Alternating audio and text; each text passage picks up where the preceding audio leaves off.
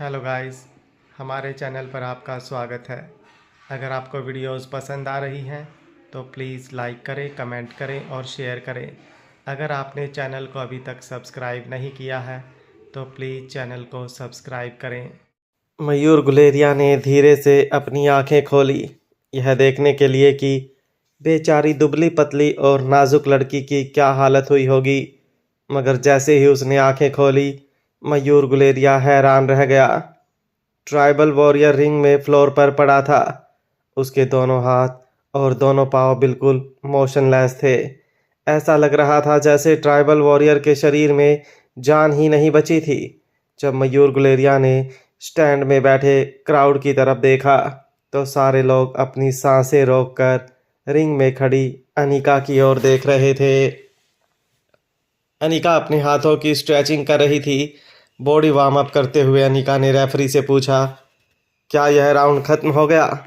अनिका के सवाल पर रेफरी को होश आया और उसने अनाउंस किया कि नंबर 3-4 यह गेम जीत चुकी हैं। स्टैंड में बैठा क्राउड अनिका के लिए चीयर करने लगा। किसी को विश्वास नहीं हो रहा था कि इतने खूंखार और खतरनाक ट्राइबल वॉरियर को अनिका ने सिर्फ एक ही फ्लाइंग किक से ढेर कर दिया था। ट्राइबल वॉरियर जब अपने दोनों मस्कुलर हाथों से अनिका पर अटैक करने गया, तब अनिका ने बड़ी ही स्विफ्ट एक्शन से अपनी एक टांग से ट्राइबल वॉरियर की छाती पर अटैक किया। ट्राइबल वॉरियर ने यह सपने में भी नहीं सोचा था कि इतनी नाजुक सी दिखने वाली लड़की का अटैक इतना तेज़ होगा।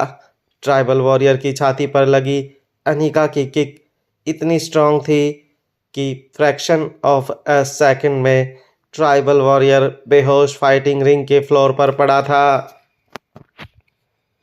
जब रेफरी ने अनिका को विनर अनाउंस किया, तब अनिका बिल्कुल आराम से रिंग से उतरकर फूड स्टॉल्स की ओर चलने लगी। चीयर कर रहा क्राउड अनिका को देखे जा रहा था और यह समझने की कोशिश कर रहा था कि उनके सामने इतनी कैजुअली चल रही लड़की वाकई में कोई साधारण लड़की थी या कोई वंडर वूमेन थी। ना ही अनिका के चेहरे पर जीत की कोई खुशी नज़र आ रही थी और ना ही फाइट की कोई एक्साइटमेंट। फूड स्टॉल के पास बने सीटिंग एरिया में रोहित नन्ही सी रिया को अपनी गोद में लेकर बैठा था। रिया ने अपनी आंखें बंद कर रखी थी और वह अपनी प्यारी सी आवाज़ में रोहित को नर्सरी राइम सुना रही थी। अनिका को अपने पास आता हुआ देखकर रोहित ने कहा, मानना पड़ेगा, वाकई में वंडर गर्ल हो। इससे पहले कि अनिका रोहित से कुछ कहती, रोहित ने अपनी बात आगे बढ़ाते हुए कहा, हमारी रिया वाकई में वंडर गर्ल है। हमारी रिया जिसे सारी नर्सरी राइम्स बाय हार्ट है। अनिका रोहित और रिया के ठीक बगल में बैठ गई और अपना सर पीछे हेड रेस्ट पर रखते हुए अनिका ने रिया और रोहित से कहा, 1 घंटे बाद मुझे जगा देना। यह कहते ही अनिका वहीं बैठी बैठी गहरी नींद में सो गई। ग्राउंड में बैठे लोगों का ध्यान अभी भी रिंग में शुरू हुई अगली फाइट की ओर नहीं था, मगर फूड स्टॉल के पास बैठे इन 3 लोगों की अजीब फैमिली के ऊपर था। लोग अभी भी समझ नहीं पा रहे थे कि आखिर यह लड़की क्या थी। रोहित और रिया के रिएक्शन देखकर लोग यह नहीं समझ पा रहे थे कि आखिर इस लड़की का पति और उसकी बेटी इस फाइट के बाद भी इतने कूल कैसे रह सकते थे। मगर वह एक बात नहीं जानते थे कि रोहित और रिया दोनों ने ही अनिका को इससे कहीं ज़्यादा खतरनाक फाइट्स लड़ते हुए देखा था। कुछ देर बाद अनिका अपने ही फ़ोन की रिंग से जागी।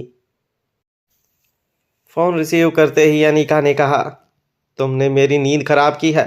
अगर कोई इम्पोर्टेंट बात नहीं हुई तो याद रखना, छोड़ूंगी नहीं तुम्हें। जब अनिका ने धीरे से अपनी आंखें खोली तो उसके ठीक सामने रिया और रोहित उसे घूर घूर कर देख रहे थे। दोनों ने मास्क जरूर पहन रखा था, मगर दोनों की घूरती हुई आंखें अनिका को साफ दिखाई दे रही थी। दोनों को अपनी ओर इस तरह देखते हुए अनिका के चेहरे पर हल्का सा गुस्सा नजर आने लगा। अनिका ने दोनों से कहा, घूरो मत इस तरह, मुझ में पंख नहीं लगे हैं। जैसे ही अनिका ने यह कहा, रिया ने रोहित की ओर देखते हुए कहा, सुबह सुबह नींद से जागने के बाद मम्मी बहुत गुस्से में रहती है। रोहित ने धीमी आवाज़ में रिया से कहा, अब यह बात तो मुझे पता नहीं होगी। रिया ने जवाब देते हुए कहा, जब हम सब साथ में सोएंगे तब आप भी देख लेना। सुबह सुबह मम्मी का मूड ऐसा होता है जैसे वह किसी वॉर पर जा रही हो। रोहित ने अनिका की ओर देखते हुए बड़ी स्टाइल से कहा। मुझे भी उसी दिन का इंतज़ार है। रोहित की इस बात को अनिका ने पूरी तरह से इग्नोर कर दिया और फ़ोन पर बात करने लगी। फ़ोन पर दूसरे छोर से निखिल ने अनिका से कहा, डॉक्टर अमृता, आप ही के काम के लिए कॉल किया है आपको। मैंने आपके लिए राजीव गुलेरिया के बारे में कुछ इन्फॉर्मेशन कलेक्ट की है। निखिल कोटी भास्कर की यह बात सुनते ही अनिका के चेहरे से नींद गायब हो गई। अनिका बड़ी ही ध्यान से निखिल की बातों को सुनने लगी। निखिल ने अनिका से कहा, गुलेरिया परिवार के 4 बेटे थे। सबसे बड़ा बेटा किशोर, जिसका बेटा सिद्धार्थ गुलेरिया है। किशोर गुलेरिया के बारे में कहा जाता था कि वह काफ़ी बड़बोले थे। काम में उनका ध्यान कम रहता था, मगर बाकी बातों में उनका इंटरेस्ट ज़्यादा रहता था। उनके इसी स्वभाव की वजह से वह बिजनेस में कभी सक्सेस नहीं देख पाए। लोगों को हैंडल करना उनके लिए बहुत मुश्किल था। हमेशा ही कन्फ्यूज़न में रहते और लोगों को भी कन्फ्यूज़न में डाल देते। उसके बाद राजीव गुलेरिया काफ़ी तेज़ दिमाग और एक शातिर बिजनेसमैन। बिजनेस की दुनिया में उन्हें काफ़ी शार्प माना जाता था। अपना मकसद पूरा करने के लिए वह अक्सर लोगों को अपनी बातों के जाल में फंसाते थे और अपना काम निकलवा लेते थे। हालांकि बिजनेस के लिए उनकी यह क्वालिटीज़ काफ़ी अच्छी थी, मगर उनके सारे दांव पूरी तरह से एथिकल नहीं कहे जा सकते थे। बिजनेस के अलावा वह अपनी पर्सनल लाइफ में काफ़ी अय्याश थे। काफ़ी लड़कियों के साथ उनके संबंध रहे थे। यह भी माना जाता था कि उस टाइम की एक मशहूर टीवी एक्ट्रेस उनके बच्चे की मां बनने वाली थी, मगर उस बात को पूरी तरह से दबा दिया गया था। उनसे छोटे थे करण गुलेरिया। करण गुलेरिया की बिजनेस सेंस लगभग राजीव गुलेरिया जैसी ही थी। शॉप, इंटेलिजेंट और एक काफ़ी अच्छा बिजनेस माइंड पाया था करण गुलेरिया ने। उस समय के गुलेरिया परिवार के हेड के मन में हमेशा यह कन्फ्यूजन लगा रहता था कि वह अपनी लीगेसी करण और राजीव में से किसे पास करें। दोनों ही काफ़ी तेज़ और इंटेलिजेंट थे। उन दोनों में से किसी एक को चुनना बहुत मुश्किल था, मगर राजीव गुलेरिया आए दिन किसी न किसी कंट्रोवर्सी में फंसे रहते थे। इसलिए करण गुलेरिया को गुलेरिया खानदान का अगला हेड चुना गया। यह होने के बाद राजीव गुलेरिया ने अपना ध्यान बिजनेस पर से पूरी तरह हटा लिया और वह पहले से ज़्यादा अय्याश हो गए। अनिका बड़े ही ध्यान से निखिल की बातें सुन रही थी। अनिका ने आज तक राजीव गुलेरिया के बारे में जो कुछ भी सोचा था और जो कुछ भी सुना था, उससे काफ़ी अलग थे राजीव गुलेरिया। निखिल ने अपनी बात आगे बढ़ाते हुए कहा, गुलेरिया परिवार का इस वक्त एक और कज़न है जिसका नाम है मयूर गुलेरिया। वह इस वक्त गुलेरिया परिवार के सारे सीक्रेट काम हैंडल करता है। काफ़ी तेज और चालाक लड़का है। काफ़ी कम उम्र में उसने एथिकल और अनएथिकल बिजनेस डील्स पर अपनी मास्टरी बना ली है। कोई भी ऐसा काम हो जो Guleria group of industries legal paper sign करके नहीं कर सकती थी, वह सारे काम मयूर गुलेरिया के अंडर आते थे। लोगों को डराना धमकाना उसके लिए बहुत मामूली बात थी, मगर सबसे नोटिसेबल बात यह थी कि मयूर कोई भी काम करने के बाद पीछे कोई सबूत नहीं छोड़ता था। क्या तुम जानती हो यह हुनर मयूर के अंदर कैसे आया? गुलेरिया परिवार में एक अंडरग्राउंड टीम की नींव किसने रखी थी? निखिल के सवाल पर अनिका सोचने लगी। अनिका के दिमाग में सिर्फ एक ही नाम आ रहा था, राजीव गुलेरिया। मगर निखिल ने अपनी बात का जवाब देते हुए कहा, करण गुलेरिया। करण गुलेरिया ने ही अंडरग्राउंड गुलेरिया टीम की फाउंडेशन की थी, मगर वह खुद वाइट कॉलर बिजनेस में इन्वॉल्व थे। इसलिए बाद में उन्होंने इस टीम की बागडोर राजीव गुलेरिया के हाथ में दे दी। राजीव गुलेरिया याश जरूर था, मगर उसके अंदर मार्शल आर्ट सीखने का जुनून था। यूं कहा जा सकता था यह वह कला थी जिससे राजीव गुलेरिया सच्चा प्यार करता था, मगर इस कला से भी उन्हें पैसे कमाना आता था। उन दिनों वह चैम्पियनशिप ऑर्गेनाइज करने लगे। यह मार्शल आर्ट चैम्पियनशिप काफ़ी अंडरग्राउंड तरीके से ऑर्गेनाइज की जाती थी। आज तक किसी को भी यह भनक नहीं लगी कि यह मार्शल आर्ट चैम्पियनशिप कौन ऑर्गेनाइज करता था, मगर यह चैम्पियनशिप के पीछे जो नाम जुड़ा है वह है राजीव गुलेरिया। जब राजीव गुलेरिया दिल्ली के बिजनेस वर्ल्ड से गायब हो गए तो कुछ सालों बाद गुलेरिया परिवार का यह अंडरग्राउंड सीक्रेट सेल मयूर गुलेरिया ने संभाल लिया। आप अभी गुलेरिया हाउस में नहीं हो, इसलिए शायद इस मयूर नाम के बंदे से नहीं मिली होगी। वैसे भी वह उनके साथ गुलेरिया हाउस में नहीं रहता। मयूर गुलेरिया का ठिकाना मैं भी नहीं पता लगा पाया। गुलेरिया परिवार के बारे में यह सारी बातें सुनकर अनिका को एक के बाद एक शौक लग रहे थे। वह समझने की कोशिश कर रही थी, यह क्या गुलेरिया परिवार असल में वही है जो वह बाहर से दिखते हैं? इस परिवार के अंदर कुछ ऐसे राज हैं जो अगर बाहर आ जाए तो यह परिवार शायद लोगों को किसी और चेहरे में नजर आए। अनिका स्टेडियम में चारों ओर देखकर उस चेहरे को ढूंढना चाहती थी जो इस चैंपियनशिप के पीछे था। निखिल ने अनिका से कहा, हालांकि चैंपियनशिप के प्रेसिडेंट काफ़ी सालों से अब कोर कमेटी के साथ जुड़े हुए नहीं हैं, मगर मैंने सुना है कि आज भी चैंपियनशिप को किस तरह चलाया जाए इसके ऑर्डर्स कोर टीम को वहीं से मिलते हैं, यानी कि राजीव गुलेरिया से। फ़ोन डिस्कनेक्ट करते ही अनिका अपनी जगह पर खड़ी हो गई। वह कभी रिंग में चल रही फाइट की ओर देखती तो कभी स्टेडियम में ताली बजा रहे ऑडियंस की ओर। चैंपियनशिप में होने वाले शोर के बीच में अनिका वह एक आवाज़ सुनने की कोशिश कर रही थी जो उसके सभी सवालों का जवाब दे पाती।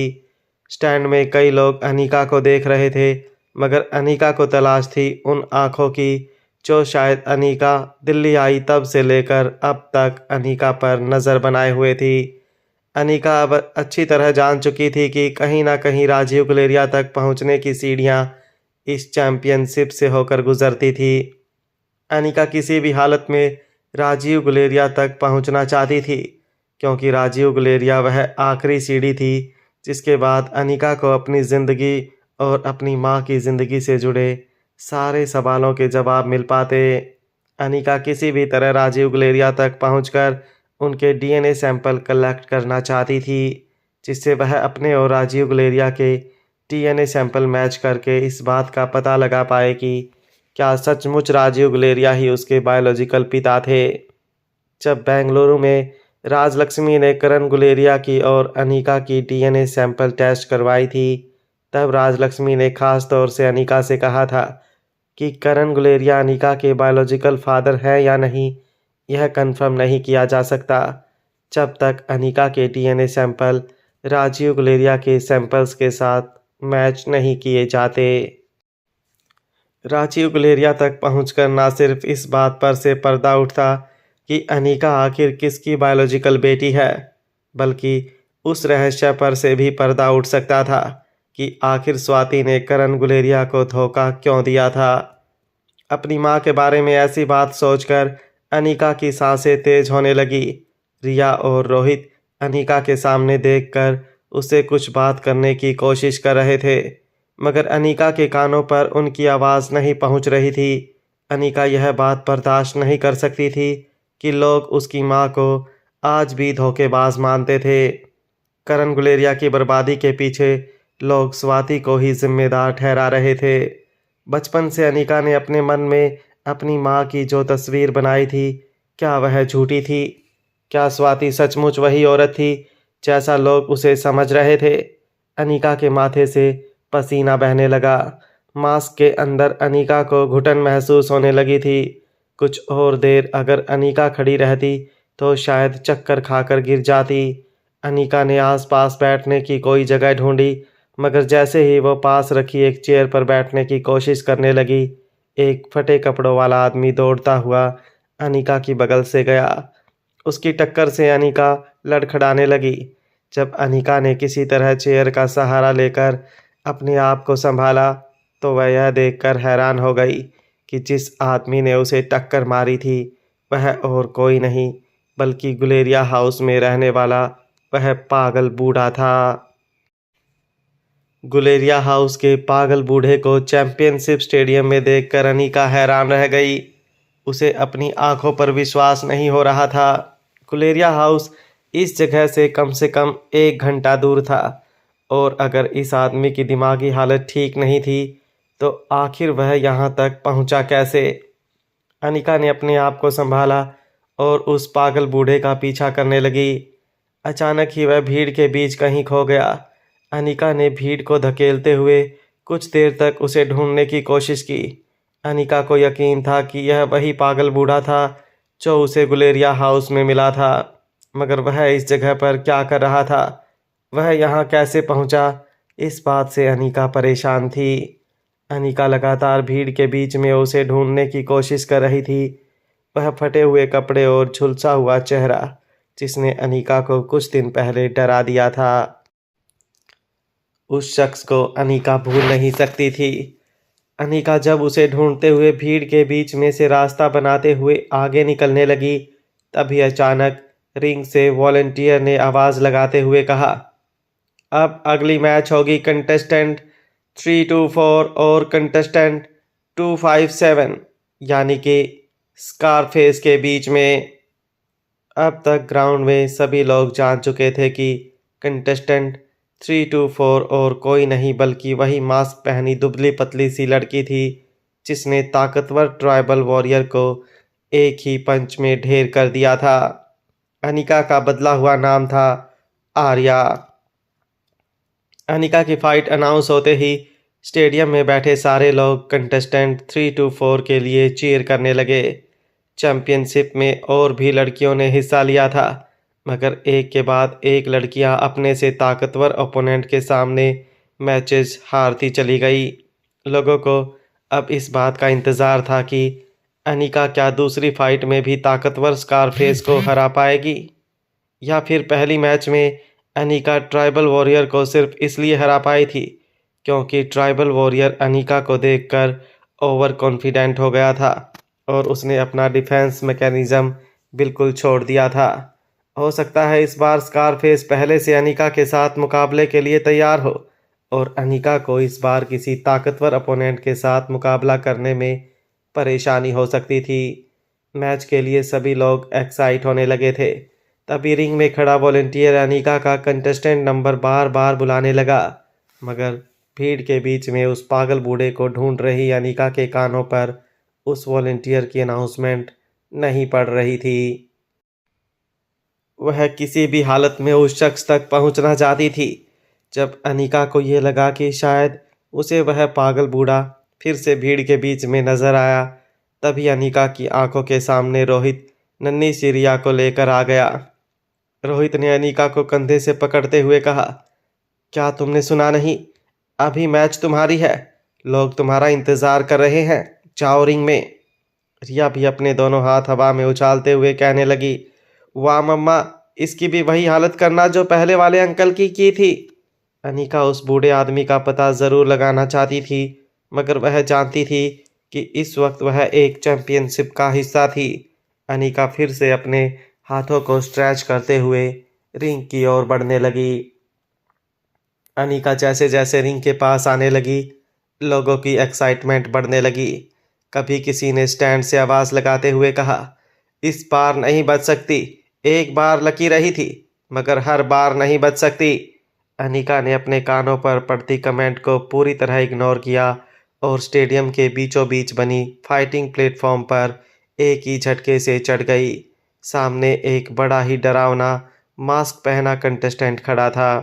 पहले वाले कंटेस्टेंट ट्राइबल वॉरियर से इसकी हाइट कम थी, मगर बॉडी काफ़ी ज़्यादा हैवी थी। इसके चेहरे पर एक काले कलर का मास्क था जिस पर लाल निशान लगे थे। ऐसा मास्क पहनकर स्कारफेस यह दिखाना चाहता था कि वह कितना खतरनाक है। बिल्कुल किसी डेविल की तरह अपने सामने खूबसूरत और नाजुक सी अनिका को देखकर स्कारफेस दंग रह गया। स्कारफेस ने अपना वार्म अप बंद कर दिया और अनिका को ऊपर से नीचे तक देखने लगा। मास्क के पीछे छिपे स्कारफेस की आंखों से उसकी नीयत साफ नजर आने लगी थी। वह गौर से अनिका का पूरा फिगर देखने लगा और फिर अचानक ही अपने दोनों हाथ हवा में लहराते हुए उसने अनिका से पूछा, हे बेबी, क्या नाम है तुम्हारा? यहाँ मारपीट करने से अच्छा कहीं कॉफ़ी पर चलें। आई प्रॉमिस यू, चैम्पियनशिप जीतने के बाद मैं तुम्हें अपने चैम्पियनशिप बेल्ट से खेलने दूंगा। अनिका स्कारफेस की बात को पूरी तरह से इग्नोर कर रही थी। वह बस रेफरी के इशारे का इंतज़ार करते हुए बिल्कुल मोशनलेस खड़ी थी। स्कारफेस ने हंसते हुए अनिका से पूछा, तुम्हारा नाम तो बताओ बेबी। इस बार अनिका ने भी कड़क आवाज़ में जवाब देते हुए कहा, तुम सिर्फ मेरा कंटेस्टेंट आईडी नंबर याद रखो, नाम जानने की तुम्हें कोई ज़रूरत नहीं। अनिका के इस बात पर स्कारफेस को गुस्सा आ गया। उसने अपनी आवाज़ ऊंची करते हुए अनिका से कहा, बड़ी बदतमीज़ हो तुम। मानता हूँ कि तुम्हारा जिस्म बहुत ही खूबसूरत है और मैं यह भी जानता हूँ कि इस मास्क के पीछे का चेहरा भी बेहद खूबसूरत होगा, मगर इसका मतलब यह नहीं कि तुम मेरे साथ इस तरह की बदतमीज़ी करो। तुम नहीं जानती मैं तुम्हारे साथ क्या कर सकता हूँ। अब मैच में जो भी होगा उसके लिए मुझे जिम्मेदार मत ठहराना। मैं उस ट्राइबल वॉरियर की तरह बेवकूफ़ नहीं हूँ। अटैक और डिफेंस दोनों अच्छी तरह जानता हूँ। छोटे मोटे मार्शल आर्ट के दांव पेच खेलकर तुम ट्राइबल वॉरियर जैसे बेवकूफ़ को हरा सकती हो, मुझ जैसे शैतान को नहीं। रेफरी ने 3 काउंट देते हुए मैच शुरू करने का इशारा किया। स्कारफेस ने इशारा देखते ही अपनी गर्दन झुका ली और अपने दोनों पांव झुकाकर अनिका को घुटनों से पकड़कर उसे पलटने के लिए आगे बढ़ने लगा। अनिका ने जैसे ही स्कारफेस का यह मूव देखा, अनिका तेजी से अपनी जगह से हट गई। जैसे ही स्कारफेस का अटैक नाकाम हुआ, अनिका ने पलटकर स्कारफेस को गर्दन से पकड़ा और इससे पहले कि स्कारफेस अनिका का हाथ पकड़कर उस पर अटैक करने की कोशिश करता, अनिका ने स्कारफेस की गर्दन पर जोर से वार किया। अनिका का हाथ स्कारफेस की गर्दन पर पड़ते ही स्कारफेस के बदन से किसी हड्डी के टूटने की आवाज़ आई। स्कारफेस अपनी गर्दन टेढ़ी करके वहीं रिंग में घुटनों के बल बैठ गया। रेफरी के बार बार पूछने पर भी स्कारफेस रेफरी को कोई जवाब देने की हालत में नहीं लग रहा था। अनिका ने बड़े ही सॉफ्ट आवाज़ में रेफरी से पूछा, अगर आपकी इजाज़त हो तो क्या मैं जा सकती हूँ। रेफरी भी अब यह बात अच्छी तरह जानता था कि स्कारफेस इस मैच में वापसी नहीं कर सकता था। अनिका के पंच का असर वह पहले भी देख चुका था। रेफरी ने कंटेस्टेंट 324 को विनर अनाउंस कर दिया। अनाउंसमेंट होते ही क्राउड कंटेस्टेंट 324 को चीयर करने लगा। लोग स्टेडियम में ज़ोर ज़ोर से 324 के नारे लगाने लगे। उन्हें पता था कि आज उन्होंने रिंग में जो कुछ भी देखा था वह आज तक की देखी गई फाइट से काफ़ी अलग था। उन्हें लग रहा था किसी सुपर हीरो बुक से वंडर वुमन बाहर निकल आई थी। विनर राउंड होते ही अनिका रिंग से नीचे उतरकर रोहित के पास जाने लगी। अनिका की आज की दोनों मैचेस खत्म हो चुकी थी, उसे जल्दी से घर जाना था। चीयर कर रहे क्राउड को अनिका ने पूरी तरह इग्नोर कर दिया था। उन लोगों को अनिका का यह एटीट्यूड और भी ज़्यादा पसंद आने लगा था। कुछ लोग क्राउड में उसे वंडर वुमन कहकर भी पुकारने लगे थे। जैसे ही अनिका रोहित के पास पहुंचने वाली थी, तभी पीछे से अनिका को मयूर गुलेरिया ने आवाज़ देते हुए कहा, तुम कमाल हो, मैंने सोचा नहीं था कि तुम इतनी अच्छी निकलोगी। अगले राउंड में मेरा तुमसे मुकाबला हो सकता है। हम दोनों की मैच काफ़ी मज़ेदार होने वाली है। अनिका ने जब मुड़कर मयूर को देखा तो मयूर अनिका से हाथ मिलाने के लिए अपना हाथ आगे बढ़ा रहा था। अनिका को यहाँ चैंपियनशिप रिंग में किसी के साथ मेल जोल बढ़ाने में कोई इंटरेस्ट नहीं था और वैसे भी वह मास्क के पीछे वाले चेहरे को अच्छी तरह से जानती थी। जब मयूर ने देखा कि अनिका को हाथ मिलाने में कोई इंटरेस्ट नहीं था तो मयूर ने अपना हाथ वापस खींचते हुए कहा, मैं तो चाहता था कि दोस्ती का हाथ आगे बढ़ा के हम दोनों टीम बना सकते हैं, मगर शायद तुम्हें अपना ईगो अपनी काबिलियत से ज़्यादा प्यारा है। मगर एक बात बता दूं, इस रिंग में मैंने बड़े बड़े ईगो को टूटते हुए देखा है। बहुत जल्द तुम्हारा भी यह गुरूर ज़रूर टूटेगा। अनिका समझ नहीं पा रही थी कि आखिर मयूर गुलेरिया किस टीम की बात कर रहा था। जब मयूर गुलेरिया पलट कर वापस जाने लगा तब अनिका ने उसका हाथ पकड़कर उसे रोकते हुए पूछा, किस टीम की बात कर रहे हो तुम? यहाँ कैसी टीम? मयूर ने धीरे से अपना हाथ अनिका के हाथ से छुड़ाते हुए अनिका से कहा, क्या तुमने रूल बुक ठीक से पढ़ी नहीं? अगर इंडिविजुअल मैच खेलोगे तो चैम्पियनशिप राउंड में पहुंचने के लिए तुम्हें कम से कम 20-22 दिन लग जाएंगे, क्योंकि इसमें सारी 1-on-1 फाइट्स होती हैं। अगर हम टीम बनाकर लड़ते हैं तो हर राउंड आधे टाइम में पार कर सकते हैं और चैम्पियनशिप राउंड में जल्दी पहुंच सकते हैं। चैम्पियनशिप राउंड में पहुंचते ही टीम टूट जाएगी और फिर फाइनल राउंड में 1-on-1 फाइट्स होगी। मैंने सोचा कि तुम्हारे साथ टीम करके थोड़ा समय बचा लूं, लेकिन तुम्हें यह टीम मंजूर नहीं है तो कोई बात नहीं, मैं तुमसे रिंग में मुकाबला करूंगा और तुम्हें यह बताऊंगा कि मुझसे टीम अप ना करके तुमने कितनी बड़ी गलती की है। अनिका यह रूल बिल्कुल नहीं जानती थी, मगर इस तरह अनिका अपना काफ़ी वक्त बचा सकती थी। इस चैम्पियनशिप में हिस्सा अनिका ने इसलिए लिया था क्योंकि वह सुखबीर सर के डिफेंडिंग चैंपियन के साथ मुकाबला करना चाहती थी, मगर उस मुकाबले तक पहुंचने के लिए जो टाइम लगने वाला था वह अनिका किसी भी कीमत पर कम करना चाहती थी। अनिका के बस में होता तो चैम्पियनशिप राउंड में पहुंचने के लिए जितनी भी फाइट लड़नी ज़रूरी थी वह सारी फाइट वो एक ही दिन में लड़ लेती, मगर रूल बुक उसे ऐसा नहीं करने दे रही थी। इसलिए मयूर की बात सुनते ही अनिका ने तुरंत मयूर से कहा, ठीक है, मैं तुम्हारे साथ टीम बनाने के लिए तैयार हूँ। अनिका की ये बात सुनते ही मयूर चौंक गया। उसे समझ नहीं आ रहा था कि अचानक ही अनिका ने अपना डिसीजन क्यों बदल दिया। मयूर ने पूछा, लगता है बहुत जल्दी है तुम्हें चैम्पियनशिप राउंड में पहुंचने की, क्या मैं जान सकता हूं क्यों? मयूर की बात का जवाब देते हुए अनिका ने कहा, क्योंकि मैं जल्द से जल्द डिफेंडिंग चैंपियन से मुकाबला करना चाहती हूं। अनिका की बात सुनकर मयूर काफ़ी इम्प्रेस हो गया। मयूर ने अनिका से कहा, ना सिर्फ तुम लड़ते वक्त काफ़ी तेज़ हो, मगर तुम्हारा दिमाग भी सचमुच काफ़ी तेज़ है। जब मैंने पहली बार तुम्हें देखा उस रिंग में तो मुझे लगा तुम में मार्शल आर्ट की काबिलियत तो है, मगर शायद मार्शल आर्ट को सही तरह से इस्तेमाल करना तुम्हारे बस में नहीं है। मगर तुम्हारे जोश और जुनून को देखते हुए मुझे लगता है कि तुम ज़रूर इस चैम्पियनशिप में आगे तक जाओगी। अनिका मयूर के मुंह से अपनी तारीफ़ें नहीं सुनना चाहती थी। वो बस किसी तरह सुखबीर सर के डिफेंडिंग चैंपियन के साथ जल्द से जल्द मुकाबला करके उसे मुंह तोड़ जवाब देना चाहती थी। इस बार अनिका ने अपना हाथ आगे बढ़ाते हुए मयूर से कहा, ठीक है, तो हम एक टीम है। मयूर ने अनिका से हाथ मिला लिया।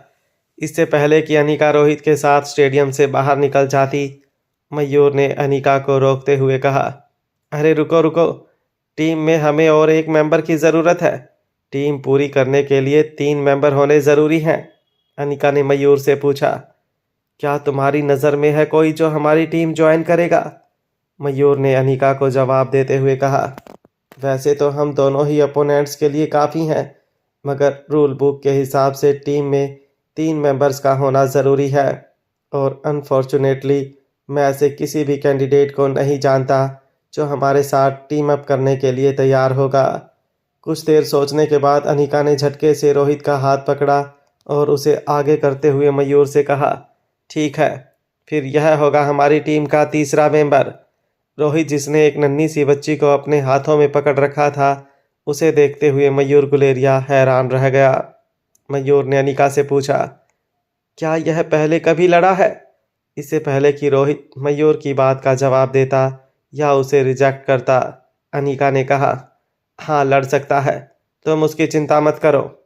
मयूर ने रोहित के हाथों में हाथ डालकर कहा, ठीक है, फिर दोस्त यह पक्का रहा कि हम तीनों एक ही टीम है। अब तो दुश्मनों की शामत आएगी। रोहित समझ नहीं पा रहा था कि वह अनिका की बात को कैसे टालता, इसलिए उसने भी मयूर की हाँ में हाँ मिलाते हुए मयूर के हाथ से हाथ मिला दिया। मगर अनिका और मयूर दोनों यह नहीं जानते थे कि उन्होंने जिसके साथ टीम बनाई है वही था इस चैम्पियनशिप का डिफेंडिंग चैम्पियन। अनिका, मयूर और रोहित की टीम इतनी तेज़ी से बनी थी कि रोहित को कुछ रिएक्ट करने का मौका ही नहीं मिला। मयूर ने रजिस्ट्रेशन काउंटर की ओर इशारा करते हुए कहा, चलो हम तीनों को वहां रजिस्ट्रेशन काउंटर पर जाकर हमारी टीम रजिस्टर करवानी होगी। अनिका और रोहित मयूर के पीछे पीछे रजिस्ट्रेशन काउंटर की ओर चलने लगे। रोहित ने अनिका का हाथ पकड़कर धीमी आवाज में अनिका से कुछ कहने की कोशिश की, मगर इससे पहले कि रोहित कुछ कहता, अनिका ने रोहित को बोलने से रोकते हुए कहा, आपको मेरी मदद करनी होगी मिस्टर मारवा। मैं जल्द से जल्द डिफेंडिंग चैंपियन से मिलना चाहती हूँ। रोहित अनिका की यह बात सुनकर चुपचाप मयूर के पीछे चलने लगा। तीनों रजिस्ट्रेशन काउंटर के पास पहुंचने वाले थे कि अनिका को फिर से गुलेरिया हाउस का वह पागल बूढ़ा भीड़ के बीच से स्टेडियम स्टैंड के नीचे बने कमरे की ओर जाता हुआ दिखा। इस बार अनिका को पक्का यकीन था कि यह वही जला हुआ चेहरे वाला बूढ़ा था जो उसे गुलेरिया हाउस में मिला था। अनिका जानना चाहती थी कि आखिर वह यहाँ क्या कर रहा था। अनिका अचानक ही अपना रास्ता बदलकर उसका पीछा करने लगी। तभी पीछे से अनिका का हाथ पकड़ते हुए मयूर ने कहा, रजिस्ट्रेशन काउंटर इस तरफ है। अनिका ने झटके से अपना हाथ मयूर के हाथ से छुड़ा लिया। अनिका ने जिस तरह मयूर का हाथ झटका था, उससे मयूर को अनिका की ताकत का एहसास हो गया था। एक लड़की होने के बावजूद जिस ताकत से और जिस स्पीड से अनिका ने मयूर का हाथ झटका था, वह देखकर मयूर खुद हैरान हो गया था। अनिका देखते ही देखते भीड़ के बीच में गायब हो गई। जब मयूर ने अनिका का पीछा करने की कोशिश की, तब रोहित ने मयूर को कंधे से पकड़कर रोक लिया। रोहित की ग्रिप इतनी स्ट्रांग थी कि मयूर 1 इंच भी आगे नहीं बढ़ पा रहा था। जब मयूर हैरानी से मास्क लगाए रोहित की ओर देखने लगा, तब रोहित ने धीमी आवाज़ में मयूर को समझाया, उसे अभी कहीं जाना है, थोड़ी सी बिजी है। टीम हम दोनों मिलकर चलकर रजिस्टर करवा लेते हैं। मयूर को इस बात पर हैरानी हो रही थी कि यह कपल इतना स्ट्रेंज क्यों लग रहा था। दोनों की ग्रिप इतनी मजबूत कैसे हो सकती थी, ये सोचकर मयूर हैरान था। जब मयूर और रोहित रजिस्ट्रेशन काउंटर पर पहुंचे, तो रजिस्ट्रेशन काउंटर पर खड़ा आदमी 001 कंटेस्टेंट डिफेंडिंग चैंपियन को पहचान गया। इससे पहले कि वह रोहित को डिफेंडिंग चैंपियन कहकर पुकारता, रोहित ने अपना हाथ रजिस्ट्रेशन काउंटर पर रखते हुए कहा, हम यहाँ टीम रजिस्टर करने आए हैं। डिफेंडिंग चैंपियन टीम बनाना चाहता था। यह सुनकर काउंटर पर खड़ा लड़का हैरान रह गया। जो डिफेंडिंग चैंपियन सीधे ही फाइनल राउंड खेल सकता था, उसे टीम बनाकर इस तरह प्रिलिमिनरी राउंड्स लड़ने की कोई ज़रूरत नहीं थी। फिर वह ऐसा क्यों कर रहा था, यह बात उसे समझ नहीं आ रही थी, मगर उसे अपनी ड्यूटी निभानी थी। उसने अपने ड्रॉवर से एक फॉर्म निकाला और अपने सामने खड़े मयूर से पूछा, तो बताइए आप कौन कौन रजिस्टर करना चाहते हैं। मयूर ने अपना आईडी नंबर बताया, 136।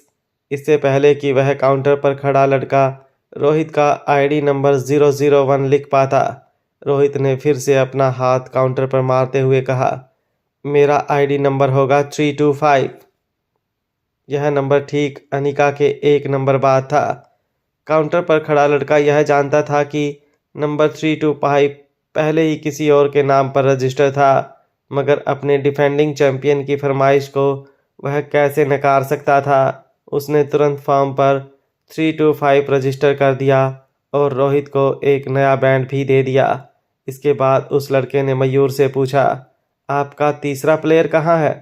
तब रोहित ने जवाब देते हुए कहा, वह बिजी है, उसका कंटेस्टेंट आईडी है 324।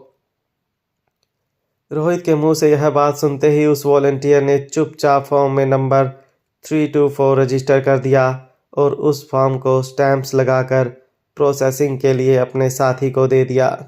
मयूर और रोहित जब वापस जाने लगे, तब काउंटर पर खड़े उस लड़के ने मयूर और रोहित से ऑल द बेस्ट कहा। मयूर मुड़कर उसे थैंक्स कहने लगा। तभी मयूर ने देखा कि एक और कंटेस्टेंट रजिस्ट्रेशन काउंटर पर आया और उस लड़के से कहने लगा, मैं अपनी टीम रजिस्टर करना चाहता हूँ। काउंटर पर खड़े लड़के ने जवाब देते हुए कहा, देखो तीनों मेंबर्स का यहाँ होना ज़रूरी है, इट्स रूल। अगर एक भी मेंबर यहाँ खुद आ नहीं सकता तो मैं टीम रजिस्टर नहीं कर सकता। I am sorry. मयूर ये जानकर हैरान था कि आखिर उस लड़के ने उनकी रजिस्ट्रेशन करने के लिए अपने रूल को क्यों तोड़ा था। रजिस्ट्रेशन ऑफिस से बाहर निकलते ही मयूर के चेहरे पर मुस्कान आ गई। दबी हुई आवाज़ में मयूर ने रोहित से कहा, तुमने देखा अभी अभी अंदर क्या हुआ। तुम सोच में पड़ गए होंगे कि आखिर उसने हमें बिना कोई सवाल टीम रजिस्टर कैसे करने दी, जबकि हमारा तीसरा मेंबर रजिस्ट्रेशन काउंटर पर हमारे साथ मौजूद भी नहीं था, लेकिन बाकियों को उसने यही चीज़ अलाउ नहीं की। रोहित ने भी दबी हुई आवाज़ में मयूर से पूछा। हाँ, मैं भी यही सोच रहा था, आखिर ऐसा क्यों किया होगा उसने? मयूर ने यहाँ वहाँ देखते हुए फिर से दबी हुई आवाज़ में रोहित से कहा, क्योंकि मुझे लगता है वह मुझे पहचान गया और तुम अब मेरे टीम मेंबर हो। मुझे नहीं लगता मुझे तुमसे कोई बात छुपानी चाहिए। देखो, इस चैम्पियनशिप में अगर एकेडमी की दीदी और डिफेंडिंग चैंपियन के बाद अगर कोई चैम्पियनशिप टाइटल जीतने का सबसे ताकतवर दावेदार है तो वह मैं हूँ, मयूर गुलेरिया। मयूर के मुंह से अपना नाम सुनकर रोहित हैरान हो गया। तभी मयूर ने रोहित के कंधे पर हाथ रखते हुए कहा, देखो, यह बात बिल्कुल सीक्रेट रहनी चाहिए। मैं जानता हूँ मेरा नाम सुनकर तुम्हें घबराहट होने लगी होगी। तुमने ज़रूर मेरा नाम सुना होगा। मेरे किस्से और कारनामे ऐसे हैं कि आम आदमी मेरा नाम सुनकर बिल्कुल तुम्हारी तरह घबरा जाता है। मगर मेरी बात सच मानो, तुम मेरे साथ दोस्ती का हाथ बढ़ा सकते हो। मैं उतना डेंजर नहीं जितना तुमने सुना है। हाँ, मगर कोई अगर मेरा रास्ता काटने की कोशिश करे तो मैं उसे बड़ी सफाई से रास्ते से हटा देता हूँ। After all I am a businessman. Rohit अच्छी तरह जानता था कि आकाश गुलेरिया के सारे अंडरग्राउंड काम मयूर गुलेरिया ही संभालता था, जिन्हें पूरी तरह से कानूनी नहीं कहा जा सकता था। मगर रोहित ने कभी मयूर को देखा नहीं था। मगर आज मयूर की बातें सुनकर रोहित को मयूर डेंजर कम और फनी ज़्यादा लग रहा था। एक ऐसा नौजवान लड़का जिसे अपनी काबिलियत पर ज़रूरत से ज़्यादा कॉन्फिडेंस था। मयूर ने अपनी बात आगे बढ़ाते हुए रोहित से कहा, देखो, मगर मेरा नाम सुनने के बाद तुम किसी भी तरह के प्रेशर में मत आ जाना। यह खेल खतरनाक है। यहाँ जो प्रेशर में आ गया उसका चैंपियनशिप से बाहर होना तय है। तुम अपनी वाइफ से भी कह देना कि मेरी असलियत जानने के बाद वह भी किसी तरह के प्रेशर में ना आए। हमें रिलैक्स होकर हर फाइट लड़नी है। वैसे दोस्त, बुरा ना मानो तो एक बात पूछूं? यह तुम्हारी वाइफ डिफेंडिंग चैंपियन की इतनी बड़ी फ़ैन है, उसे मिलने के लिए इतनी उतावली हो रही है। क्या इस बात को लेकर तुम्हें जेलसी नहीं होती? मैं जानता हूँ यह तुम्हारी पर्सनल बात है, मगर अब टीम मेंबर से छुपाना कैसा? रोहित ने मयूर के कंधे पर हाथ रखते हुए कहा, वैसे तो मैं भी ब्रह्मपुत्र एकेडमी की दीदी का बहुत बड़ा फ़ैन हूँ और उस बात से उसे भी कोई ऐतराज़ नहीं। मयूर हैरान होकर रोहित को देखता रहा। वहाँ अनिका उस पागल बूढ़े का पीछा करती हुई बेसमेंट के एक कोने में पहुंची। भीड़ काफ़ी थी, इसलिए अनिका ठीक से देख नहीं पा रही थी आखिर वह पागल बूढ़ा क्या करना चाहता था। मगर वह बेसमेंट के एक कोने में जाकर एक कमरे के पास खड़ा हो गया। अब अनिका एक जगह पर खड़ी होकर उसे बड़े ही ध्यान से देखने लगी। कमरे के दरवाजे के पास पहुंचकर उस पागल बूढ़े ने यहाँ वहाँ देखना शुरू कर दिया। ऐसा लग रहा था जैसे वह किसी की तलाश में यहाँ आया था और उसे वह मिल नहीं रहा था। फिर अचानक ही उसने स्टैंड के नीचे बने कमरे का दरवाज़ा खोला और उसके अंदर चला गया। उस बूढ़े का यह बिहेवियर देखकर अनिका हैरान हो गई। अनिका समझ नहीं पा रही थी कि आखिर यह पागल बूढ़ा गुलेरिया हाउस से यहाँ तक किसे ढूंढता हुआ आया था। जहाँ तक आने का उसका मकसद क्या था? अनिका धीरे धीरे उस कमरे की ओर आगे बढ़ने लगी। दरवाजे तक पहुँचने के बाद अनिका ने एक बार पीछे मुड़कर देखा कि कहीं कोई उसका पीछा तो नहीं कर रहा था। जब उसे यह लगा कि सारे लोग बीच में चल रही फाइट देखने में बिजी थे, अनिका भी उस दरवाजे को खोलकर कमरे के अंदर चली गई। अनिका कमरे में पहुंचने के बाद यह देखकर हैरान रह गई कि वह पागल बूढ़ा कमरे में कहीं नज़र नहीं आ रहा था। अनिका को समझ नहीं आ रहा था कि आखिर वह बूढ़ा अचानक ही गायब कैसे हो गया था। अनिका ने खुद उसे दरवाजे से अंदर आते हुए देखा था। उस कमरे में और कोई दरवाज़ा नज़र नहीं आ रहा था। तभी अनिका की नज़र सामने पड़े टेबल पर गई। टेबल के ठीक नीचे कुछ चिप्स पड़ी थी और एक पानी की बोतल भी टेबल पर उल्टी पड़ी थी, जिससे अभी भी पानी टपक रहा था। जब अनिका ने गौर से देखा तो उस टेबल के पीछे एक बड़ा सा कपड़ों का ढेर उसे हिलता हुआ नजर आया। जब अनिका ने ऊपर से कुछ कपड़े हटाए तो अनिका यह देखकर डर गई कि वह पागल बूढ़ा उस कपड़े के ढेर के पीछे छुपा था और उसके मुंह में एक बड़ी केक थी। उसके हाथ में खाने पीने की चीज़ें, ऐसा लग रहा था जैसे वह पागल बूढ़ा कमरे में खाना चुराने आया था। अनिका को देखकर वह तरह तरह के मुंह बनाने लगा और अपनी उंगलियों पर लगी केक को चाटने लगा। झुलसा हुआ चेहरा और उस पर वह बूढ़ा इतनी अजीब तरीके से केक खा रहा था, जिसे देखकर अनिका कुछ सेकंड के लिए डर गई थी। अनिका इतना तो समझ गई थी कि यह बूढ़ा यहाँ खाने की तलाश में आया था। केक खाते हुए उसे देखकर अनिका को ऐसा लगा जैसे उसने कई सालों से अच्छा खाना नहीं खाया था। बूढ़ा लगातार बड़ी बड़ी आंखों से अनिका को देखता रहा, मगर अपने हाथों से केक भी खाता रहा। अनिका ने उससे पूछा, आप यहाँ क्या कर रहे हैं? अनिका की बात का उस पागल बूढ़े ने कोई जवाब नहीं दिया। वह लगातार अपनी उंगलियों से केक चाटता रहा। कहीं ना कहीं अनिका को उस बूढ़े को देखकर यह शक भी हो रहा था कि वह जो कुछ भी कर रहा था, क्या वह एक्टिंग थी या वह सचमुच ही पागल था। अभी अनिका उसे और कुछ पूछती उससे पहले एक वॉलंटियर कमरे में आ गया। वॉलंटियर ने जैसे ही उस बूढ़े के हाथ में खाने पीने का सामान देखा, उसने एक हाथ से बूढ़े को कपड़ों के ढेर से बाहर निकाला और बड़ी सख्ती से कहने लगा, ए भिखारी, तुम यहाँ कैसे घुसे? अरे यह खाने पीने की चीज़ें तुम्हारे लिए नहीं थी, यह तो एकेडमी की दीदी के लिए रखी थी और यह उनके लिए स्पेशल रूम है। तुम जैसे भिखारियों के लिए नहीं, रिजर्व किया है यह रूम। उससे पहले कि वह वॉलंटियर उस बूढ़े आदमी पर हाथ उठाता, अनिका ने उसे रोकते हुए कहा, मैं जानती हूँ इन्हें, इन पर हाथ मत उठाइए। अनिका की बात का जवाब देते हुए उस वॉलंटियर ने कहा, अरे ऐसे आदमी को यहाँ लाने की क्या ज़रूरत थी आपको? एंट्री किसने दी? अब संभालिए, वीवीआईपी रूम है, देखो यहाँ पर कितना नुकसान कर दिया। वॉलंटियर की बातें सुनकर वह बूढ़ा आदमी बहुत घबराने लगा था, मगर उसने अपने हाथ में पकड़ी हुई खाने पीने की चीज़ें नहीं छोड़ी। जब वॉलंटियर ने उसके हाथ से वह पैकेट छीनने की कोशिश की, तब अनिका ने वॉलंटियर को रोकते हुए कहा, रहने दीजिए, मैं इसकी पेमेंट कर दूंगी। वॉलंटियर के हाथ में कुछ पैसे देने के बाद अनिका ने उस बूढ़े आदमी से कहा, चलो मैं आपको घर ले चलती हूँ। उस पागल बूढ़े ने अनिका को पहचान लिया था। हालांकि उसे शायद यह बात नहीं पता थी कि उसे अनिका कहाँ मिली थी, मगर वह यह ज़रूर जानता था कि अनिका का चेहरा उसने पहले कभी देखा था। इसलिए चुपचाप अपने हाथ में फूड पैकेट्स पकड़कर वो अनिका के पीछे चलने लगा। अनिका उसे लेकर पार्किंग लॉट में अपनी कार के पास पहुंची।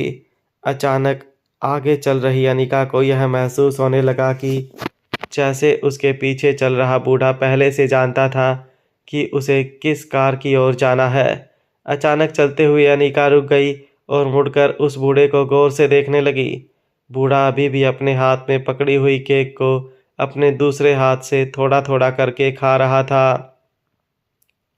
अनिका अभी समझ नहीं पा रही थी कि क्या उसके सामने खड़ा यह बूढ़ा सचमुच कोई पागल था या फिर कोई ऐसा इंसान था जो पागल होने की एक्टिंग कर रहा था। अनिका खुद एक डॉक्टर थी और अच्छी तरह से जानती थी कि मेंटली रिटायर्ड लोगों की नब्ज़ आम लोगों से ज़्यादा तेज होती थी। अनिका ने झटके से उस बूढ़े का हाथ पकड़ा और उसकी नब्ज़ चेक करने लगी। अनिका एक डॉक्टर थी, अच्छी तरह से जानती थी कि किसी भी मानसिक तौर पर बीमार इंसान की नब्ज़ नॉर्मल इंसान से ज़्यादा तेज़ होती थी। अनिका ने जब झटके से उस पागल बूढ़े का हाथ पकड़कर उसकी नब्ज़ चेक की तो यह देखकर हैरान हो गई कि उस बूढ़े की नब्ज़ वाकई बहुत तेज़ चल रही थी। इतनी तेज़ कि एक सेकंड के लिए अनिका खुद शॉक हो गई। अब उसे यकीन हो गया था कि उसके सामने खड़ा झुलसे हुए चेहरे वाला बूढ़ा वाकई मेंटली इल था। उस बूढ़े ने फिर झटके से अपना हाथ अनिका के हाथों से खींच लिया और फिर से फूड पैकेट में से एक और मिठाई निकाल कर खाने लगा। जितनी मिठाई उसके मुंह के अंदर वह डाल रहा था, उसका आधा हिस्सा उसके मुंह से बाहर निकलकर ज़मीन पर गिर रहा था। उस बूढ़े ने ज़मीन पर गिरी मिठाई भी उठाकर फिर से खा ली। अनिका ने उसे रोकने की कोशिश की, मगर बूढ़े को मिठाई इतनी पसंद थी कि उसने अनिका की बातों पर ध्यान नहीं दिया। अनिका ने मिठाई चबा रहे बूढ़े से पूछा, आप तो गुलेरिया हाउस में रहते हो, यहाँ कैसे पहुँचे? बूढ़े ने एक सेकंड के लिए अनिका को देखा, मगर शायद वह अनिका की बात समझ नहीं पाया। वह फिर से अपनी मिठाई खाने में बिजी हो गया। जब कुछ देर तक उसने कोई जवाब नहीं दिया, तब अनिका ने उससे कहा, चलिए मैं आपको घर ले जाती हूँ। यह कहते हुए अनिका ने अपनी कार का पीछे वाला दरवाज़ा खोला। अनिका ने बूढ़े बाबा को अंदर बैठने का इशारा किया। वो भी चुपचाप अनिका की बात मानते हुए अंदर बैठ गए। अनिका ड्राइविंग सीट पर बैठकर कार चलाने लगी। गुलेरिया हाउस की ड्राइव कम से कम आधे घंटे की थी। अनिका ने रोहित को मैसेज करते हुए लिखा, आई एम गोइंग होम। कुछ ही सेकंड में रोहित का रिप्लाई आया, ओके बट याद रखना कल हमारी टीम मैच है, टाइम पर आ जाना, मैं तुम्हें रिमाइंडर भेजूंगा।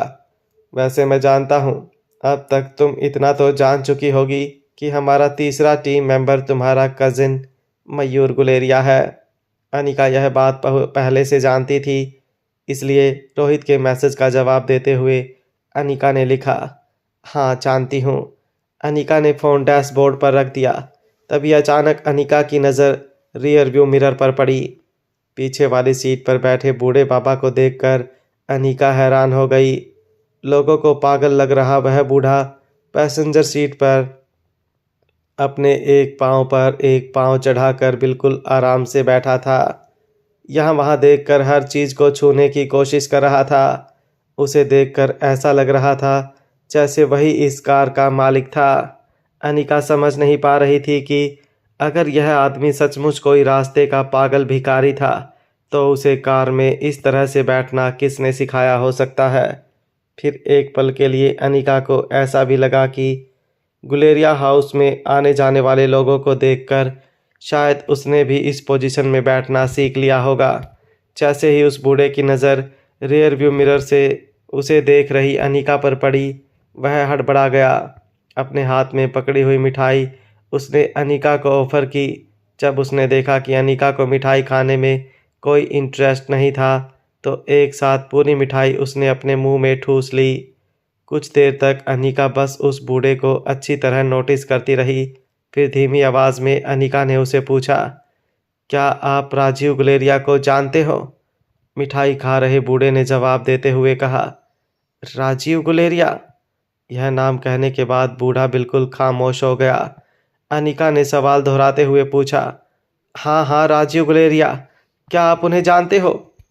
बूढ़ा फिर से मिठाई चबाने लगा और अटकती हुई आवाज़ में अनिका से कहने लगा, नहीं मैं नहीं जानता, कौन है वो?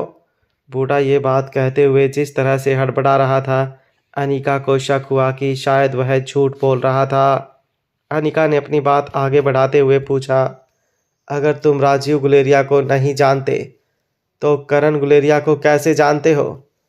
करण गुलेरिया का नाम सुनते ही उस बूढ़े आदमी ने मिठाई चबाना बंद कर दिया और इस बार बिना हड़बड़ाहट के कहने लगा, करण गुलेरिया बहुत अच्छा आदमी है और उसे उसकी बेटी वापस मिल गई है। रियर व्यू मिरर से बूढ़े को ऑब्जर्व कर रही अनिका ने पूछा, तुमसे यह बात किसने कही? इस बात का उस बूढ़े के पास कोई जवाब नहीं था। अनिका रियर व्यू मिरर से बूढ़े आदमी के हर एक्सप्रेशन नोटिस कर रही थी।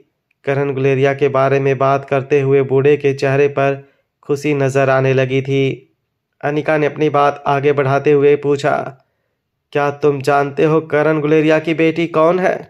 इस बात पर बूढ़ा खिड़की से बाहर देखने लगा और मुस्कुराते हुए कहने लगा, तुम ही तो हो करण गुलेरिया की बेटी, तुम वापस आ गई हो। अनिका ने पलटकर उस आदमी से कहा, मगर लोग कहते हैं कि मैं राजीव गुलेरिया की बेटी हूँ। जैसे ही अनिका ने अपनी बात पूरी की, उस बूढ़े आदमी ने तेज आवाज़ में अनिका से कहा, नहीं तुम उसकी बेटी नहीं हो सकती। फिर वापस अपनी आवाज़ धीमी करते हुए वह अटकती हुई आवाज़ में कहने लगा, वही आंखें, वही नाक, वही होठ, तुम करण गुलेरिया की बेटी हो। बूढ़े आदमी की बातें सुनकर अनिका की हैरानी और बढ़ने लगी थी। अनिका अब तक इतना जान चुकी थी, यह आदमी जो कोई भी था, वह ज़रूर गुलेरिया परिवार के बारे में बहुत कुछ जानता था। यह कोई आम रास्ते पर चल रहा पागल नहीं था, बल्कि गुलेरिया परिवार के काफ़ी गहरे राज इस आदमी के दिल में छुपे थे। अनिका का शक अब और भी ज़्यादा मजबूत होने लगा था। अनिका को अब लगने लगा था कि हो ना हो यह पागल बूढ़ा और कोई नहीं, बल्कि गुलेरिया परिवार का वही खोया हुआ बेटा था, जिसका नाम था राजीव गुलेरिया। अगर यही राजीव गुलेरिया था तो अनिका यह कंफर्म करना चाहती थी कि अनिका का बायोलॉजिकल फादर कहीं राजीव गुलेरिया ही तो नहीं है। फिर दूसरे ही पल अनिका को इस बात का भी ख्याल आया कि हो सकता है यह सब कुछ उसके मन का वहम हो और यह आदमी राजीव गुलेरिया ना हो। मगर अनिका किसी भी तरह से इस बात को कंफर्म करना चाहती थी। अनिका की कार कुछ ही देर में गुलेरिया हाउस पहुंच गई। अनिका कार को पार्किंग लॉट में पार्क करने के बाद अचानक ही पीछे मुड़ी और उसने तेजी से बूढ़े के सर से 2 बाल उखाड़ लिए।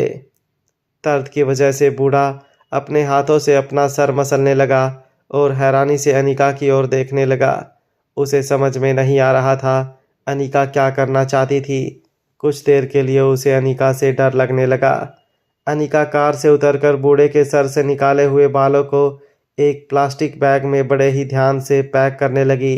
उसके बाद अनिका ने बेंगलुरु में राजलक्ष्मी को मैसेज करते हुए कहा कि तुम्हें एक सैंपल भेज रही हूँ, जितनी जल्दी हो सके मेरे सैंपल के साथ इस सैंपल का डीएनए मैच करवाओ और रिजल्ट आने पर मुझे बताओ। वह बूढ़ा कार की विंडो से बाहर खड़ी अनिका को घूर रहा था। जब अनिका ने राजलक्ष्मी को मैसेज भेज दिया तब उसकी नज़र फिर से कार के अंदर बैठे बूढ़े पर पड़ी, जो उसे बड़ी बड़ी आंखों से घूर रहा था।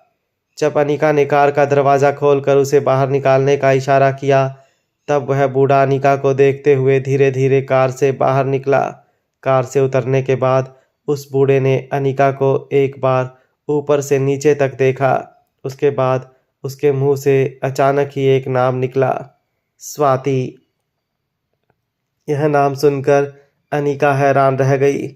बूढ़ा दबी दबी धीमी आवाज़ में बस एक ही नाम बार बार पुकार रहा था, स्वाति, स्वाति। हैरान अनिका ने बूढ़े से पूछा, क्या आप स्वाति मल्होत्रा को जानते हो? क्या आप मिले हो उनसे? क्या आप मुझे बता सकते हैं कि आप क्या जानते हो उनके बारे में? अनिका के एक साथ इतने सारे सवालों को सुनकर बूढ़े के चेहरे पर घबराहट आ गई। हालांकि उसका चेहरा पूरी तरह से झुलसा हुआ था, मगर उसकी दबी हुई आंखों से उसके मन के भाव साफ नजर आ रहे थे। जब अनिका ने बार बार उससे स्वाति के बारे में कुछ जानने की कोशिश की तब अचानक ही उस बूढ़े ने अपनी बात बदल दी।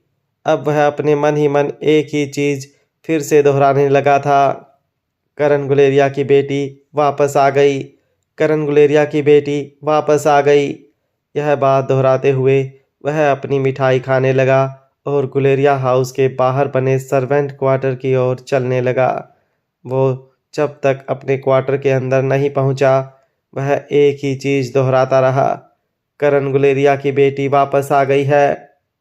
अगले दिन सुबह जब अनिका की आंखें खुली तब आर्यन को आकाश स्कूल ले जा चुका था।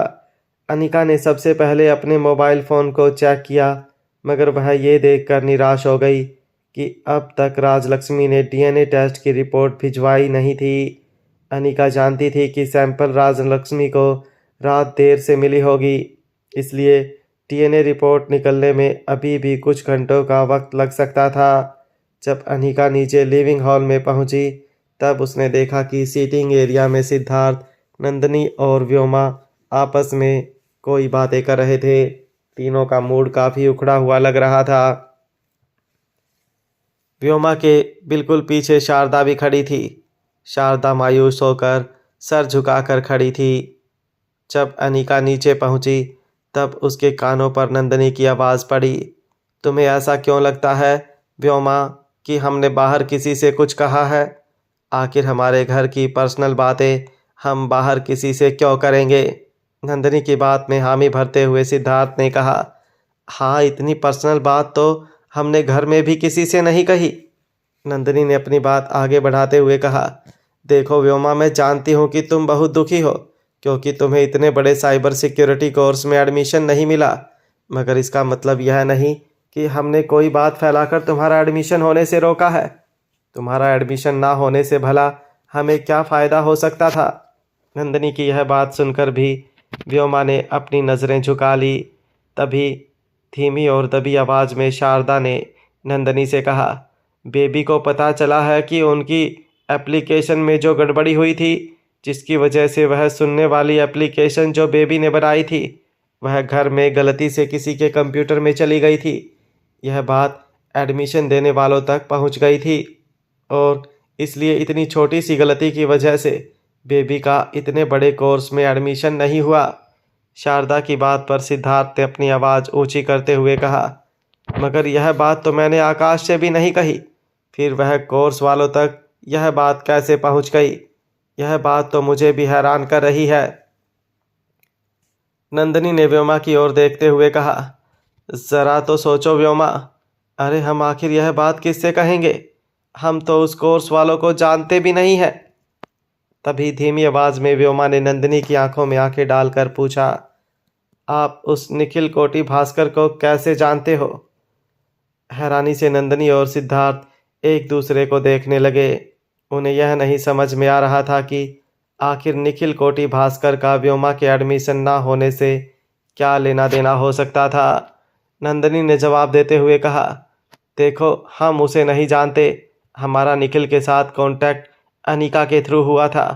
नंदिनी की बात काटते हुए सिद्धार्थ ने व्योमा से कहा, मगर हमने निखिल को जो कुछ भी हुआ उसके बारे में कुछ नहीं बताया और निखिल को भी यह बात नहीं पता था कि हमारी सिस्टम जिसकी वजह से हैक हुई थी वह तुम ही थी।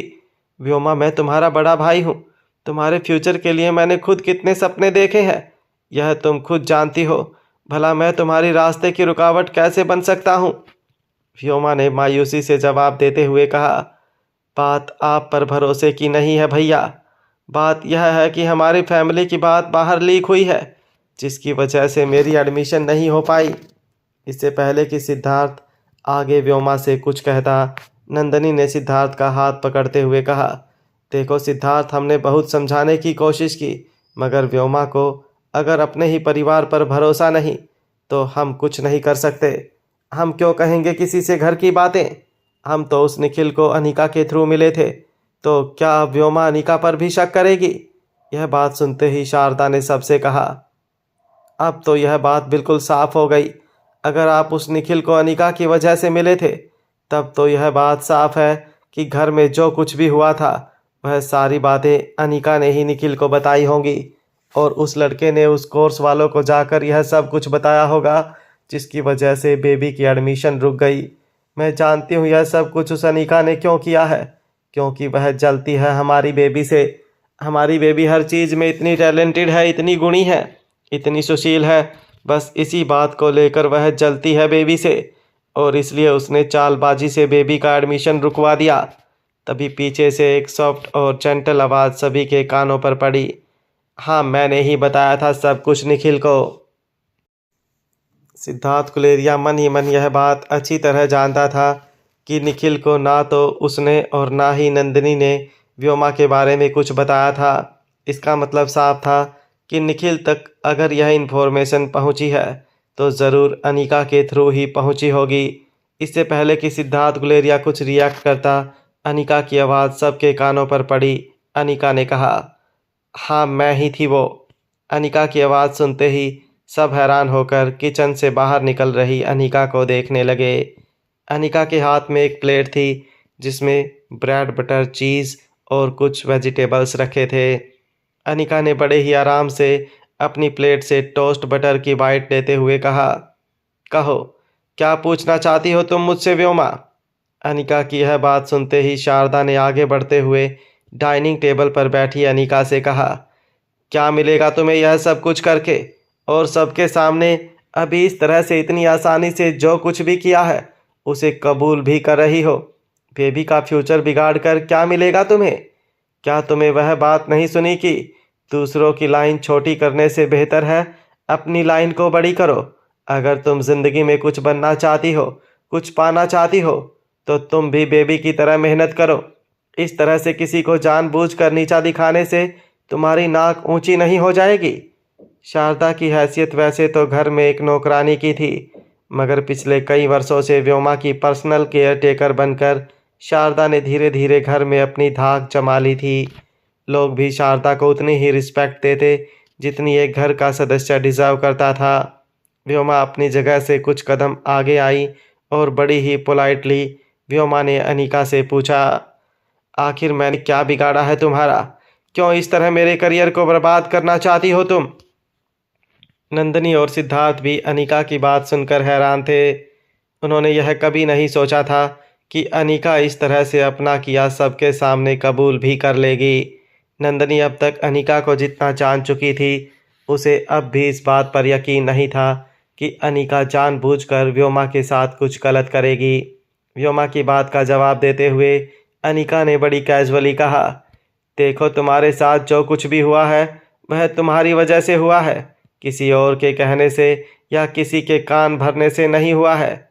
साइबर सिक्योरिटी का सबसे बड़ा नियम यह होता है कि हमें लोगों को सिक्योरिटी देनी है, और अगर सिक्योरिटी एप्लीकेशन बनाने वाला ही सिक्योरिटी ब्रीच करता है तो यह एक बहुत बड़ी गलती है। चाहे सॉफ्टवेयर कितना भी फुल प्रूफ क्यों ना हो, एक छोटी सी गलती भी क्लाइंट के लिए बहुत डेंजरस हो सकती है। शारदा को अनिका की कही हुई बातें बिल्कुल समझ नहीं आई थी, मगर नंदनी और सिद्धार्थ पूरी तरह से वह समझ चुके थे जो अनिका कहना चाहती थी। व्योमा भी शायद अनिका की बात पूरी तरह से समझ चुकी थी, मगर उसके चेहरे के रिएक्शन से ऐसा लग रहा था जैसे वह अनिका की यह बातें समझ नहीं पा रही थी।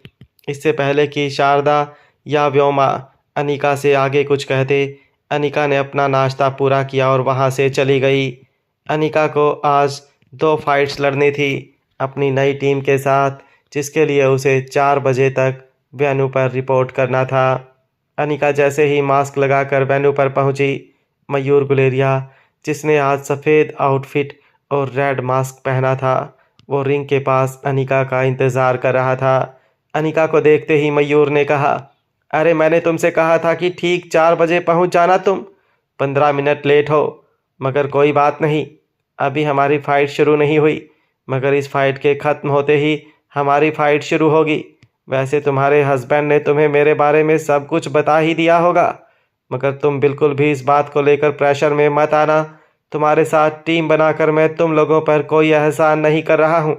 मैंने कल तुम्हारी दोनों फाइट्स देखी, तुम वाकई ही बहुत अच्छी हो मार्शल आर्ट्स में। तुम्हारे साथ टीम अप करके हम जल्दी से चैम्पियनशिप राउंड की ओर आगे बढ़ सकते हैं। मयूर गुलेरिया का ओवर कॉन्फिडेंस देखकर अनिका को मयूर पर ताजुब हो रहा था। गुलेरिया परिवार ने मयूर पर भरोसा रखकर उस पर इतनी बड़ी जिम्मेदारी सौंपी थी, मगर इस वक्त मयूर जिस तरीके की बातें कर रहा था, अनिका को लग नहीं रहा था कि मयूर जैसे टेम्परामेंट वाला लड़का इतनी बड़ी जिम्मेदारी निभा पाएगा। तभी नन्ही सी रिया को अपने हाथों में उठाए रोहित वहाँ पर आया। रोहित ने इस बार पूरा मास्क नहीं पहना था। रोहित ने इस बार जो मास्क पहना था वह रोहित के होठों के ऊपर से शुरू होता था। रोहित की आंखें, रोहित की स्टब्बल दाढ़ी और रोहित की कद काठी देखकर मयूर गुलेरिया कुछ सोच में पड़ गया। उसके बाद अचानक ही अपनी सोच से बाहर निकलते हुए मयूर गुलेरिया ने कहा, सच कहूँ तो कुछ देर तक मुझे ऐसा ही लगा जैसे मेरे सामने डिफेंडिंग चैंपियन खुद खड़ा है, मगर फिर मुझे इस बात का एहसास हुआ कि डिफेंडिंग चैंपियन के कोई बच्चे नहीं हैं।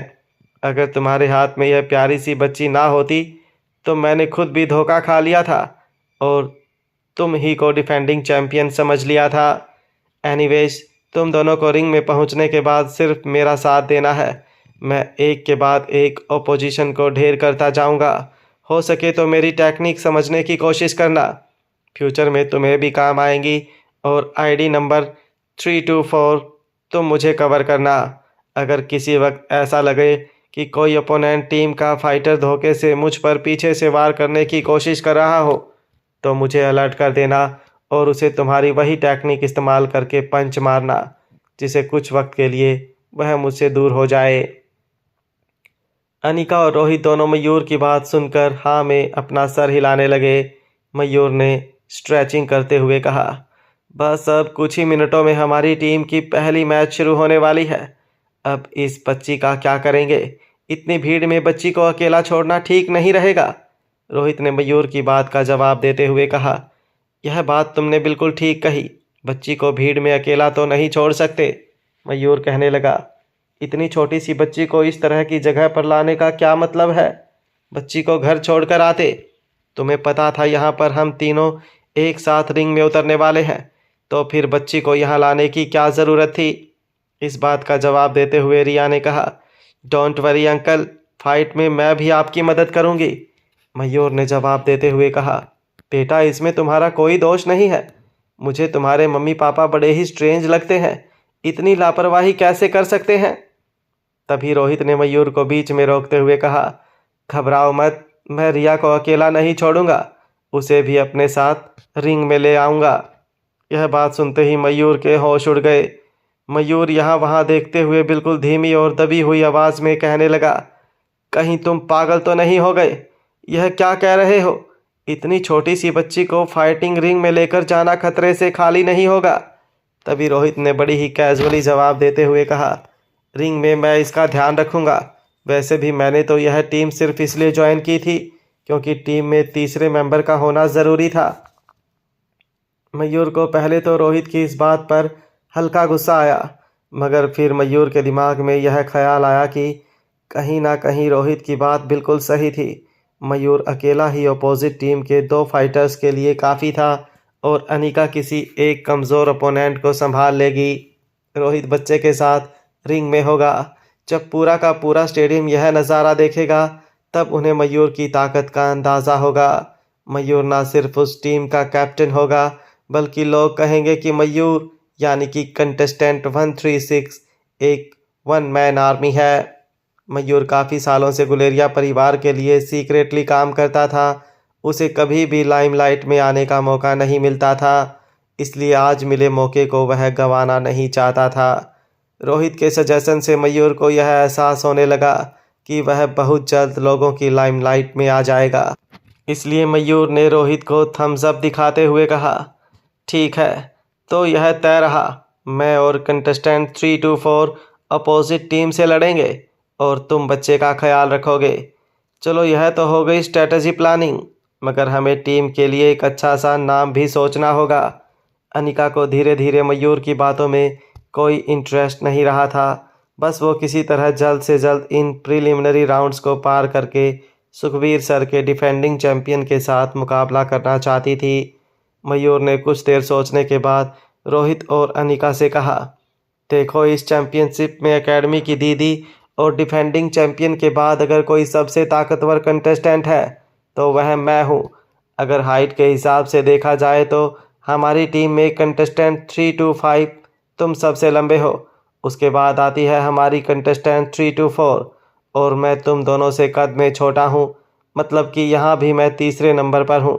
मुझे लगता है हमारी टीम का नाम होना चाहिए तीसरा कौन, इसलिए मैंने ये नाम पहले से दे दिया था अथॉरिटी को। मयूर गुलेरिया की बात सुनकर ना ही रोहित ने कुछ रिएक्ट किया और ना ही अनिका ने। दोनों ने लगभग एक साथ मयूर के सामने अपना अंगूठा दिखा दिया। कुछ ही देर में रिंग में खड़ा होस्ट अनाउंस करने लगा, अब अगली फाइट है टीम तीसरा कौन और जाबाज सिकंदर टीम के बीच में। टीम तीसरा कौन की कंटेस्टेंट 324 को हमने कल ही देखा था कि किस तरह एक ही पंच में खतरनाक फाइटर को ढेर कर दिया था। कंटेस्टेंट 324 की अनाउंसमेंट होते ही खचाखच भरे स्टेडियम में अचानक शोर उठने लगा। सभी लोग कंटेस्टेंट 324 के रिंग में उतरने का इंतज़ार कर रहे थे। होस्ट ने अपनी बात आगे बढ़ाते हुए कहा, टीम के कैप्टन है कंटेस्टेंट 136 जिन्होंने कल एक के बाद एक 2 मुकाबले जीतकर यह साबित कर दिया कि वह चैंपियनशिप के फाइनल राउंड में पहुंचने के प्रबल दावेदार हैं। और तीसरे कंटेस्टेंट हैं कंटेस्टेंट 325।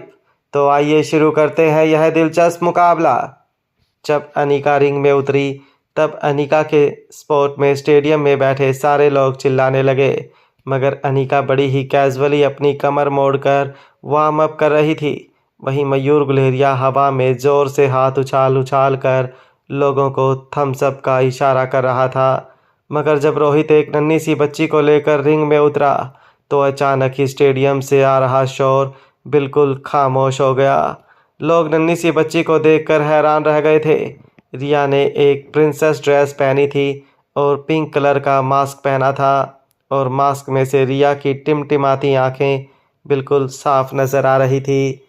लोग नन्ही सी प्यारी सी बच्ची को देखकर अचानक ही फिर से चीयर करने लगे। उन्हें एहसास हो चुका था कि आज रिंग में ज़रूर उन्हें कुछ अलग देखने को मिलने वाला है।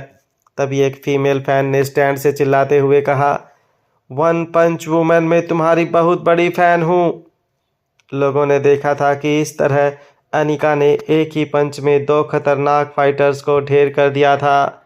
रातों रात अनिका को एक नया नाम अनिका के फैंस ने दे दिया था, वन पंच वुमन। देखते ही देखते पूरे स्टेडियम में वन पंच वुमन के नाम के नारे गूंजने लगे। अपनी टीम में अनिका की बढ़ती हुई फेम देखकर मयूर को जेलसी होने लगी थी, मगर वह जानता था कि कल के फाइट्स के मुकाबले आज होने वाली फाइट में ज़्यादा खतरनाक फाइटर्स होंगे, जिनको एक पंच में ढेर करना अनिका के लिए नामुमकिन था। कुछ ही देर में अनिका के लिए चीयर कर रहे इन फैंस को असली फाइटर के बारे में पता चल जाएगा। यह सोचकर मयूर फिर से अपनी बॉडी स्ट्रेचिंग करने लगा। तभी स्टेडियम में से फिर किसी लड़की की आवाज़ आई, अरे उस कंटेस्टेंट को देखो जिसने अपने हाथों में बच्ची को पकड़ रखा है, कितना हैंडसम है। मास्क पहना है, फिर भी मैं दावे के साथ कह सकती हूँ कि मास्क के पीछे जो लड़का है वह बहुत हैंडसम है। और उसकी हिम्मत तो देखो, अपनी छोटी सी बच्ची को भी रिंग में ले आया है। हैंडसम और बहादुरी का इससे अच्छा कॉम्बिनेशन मैंने आज तक नहीं देखा। रोहित की बढ़ती हुई फैन फॉलोइंग देखकर फिर मयूर गुलेरिया मायूस हो गया। वह यह सोचने लगा कि एक छोटी बच्ची को रिंग में लेकर आने का आइडिया उसे पहले क्यों नहीं आया। इस तरह तो वह बहुत जल्दी फेमस हो जाता, मगर अब मयूर को सिर्फ मैच के शुरू होने का इंतज़ार था। अपने दम पर अपनी टीम को मैच जिताकर मयूर पूरे स्टेडियम में सबकी ज़ुबान पर एक ही नाम सुनना चाहता था, कंटेस्टेंट 136। मयूर बड़ी ही सीरियसली बॉडी वार्म अप करने लगा और रेफरी के इशारे का इंतज़ार करने लगा।